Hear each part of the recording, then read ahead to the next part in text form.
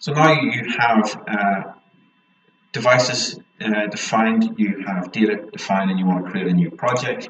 You go in here and you click a new project, and you decide that you want to create a new type of techno-financial model. So what we'll do is we'll start and we'll create an offshore wind model. We'll do it today in pounds.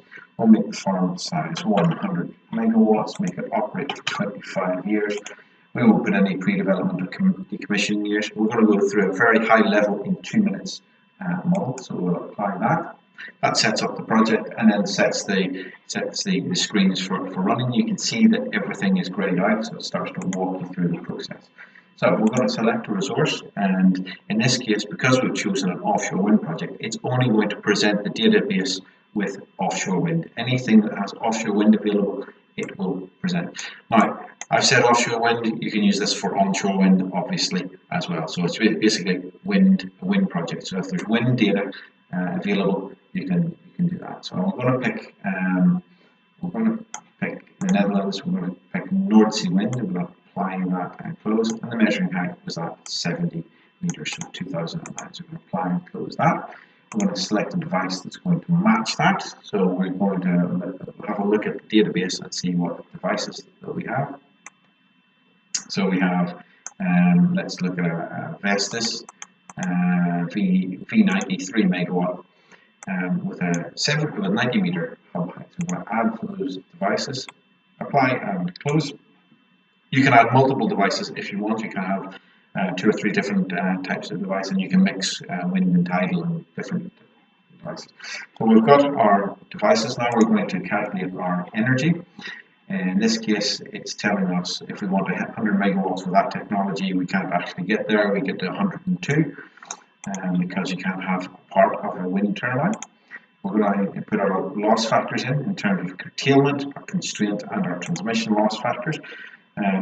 Some are physical and some are limited contractually. In this case, I'm just going to put a loss of 97% and availability again of 97%, just to keep things going. So I'll hit calculate. So the first warning it's going to throw me out is it says that the data was recorded at a different height than the hub height of the turbine, and that's fine. So what I'm going to do now is going to tell it to interpolate the data, and I'm going to do a data extrapolation to that height. And what it's done is calculate a capacity factor for that device. So now we have energy. We can now start to put in capex and opex. We can do many different details. I'm just going to do it at a very high level to get started. I'm going to put in so much per megawatt. So I'm going to put in 3 million pounds per megawatt. Apply that. I'm going to opex. I'm going to make it very simple as well. Make it 2% capex. I'm not going to touch salvage in decommissioning, and I'm going to put some numbers in the financial model. So I'm going to put in some revenues, in this case a fixed feed-in tariff of, let's say, 150 per megawatt hour. Inflation rates, I'm going to make 8%. Again, all of this is in the manual, it's in the case studies. Go through it very, very quickly. You put a debt equity ratio in there. In this case, I'm just going to make it 50. That'll do any tax and depreciation, and apply that. And that'll get us to an answer very, very quickly. It shows us we have a positive NPV, we have a very high IRR, and we have a very low levelized cost of electricity. Let's go back here and change that capex figure slightly, make it 4 megawatts.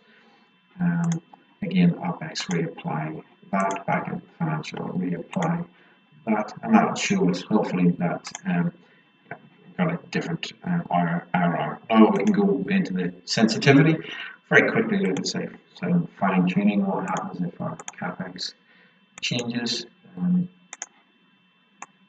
to our MPV, our MPV per megawatt, and our IRR? We can see some of the things that are happening there, and we can play around with any of our values. We can also look at things like what happens in terms of sensitivity when we goal seek. If we want to find a levelized cost of energy, in this case we want to levelize the cost of energy of 65. We'll put that in and we'll say what has to happen to our capex. and it will calculate what the total amount of capex would be. You can do that with OPEX. You can do that with any of the other values. So in this case, what it's going to show us is we can't get there with OPEX to drop it. Same with finance. We can look at the revenue rates. We can do different things with the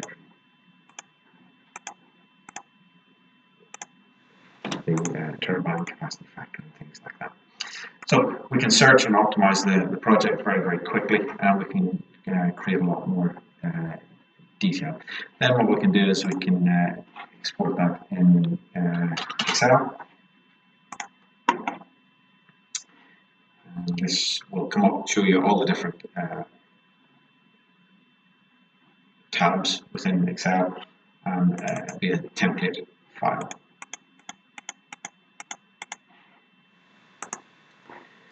So that's the output of that. You can look at the various other resource outputs. What we'll do now is we will load an example, much more detailed file, but we'll do that in another video.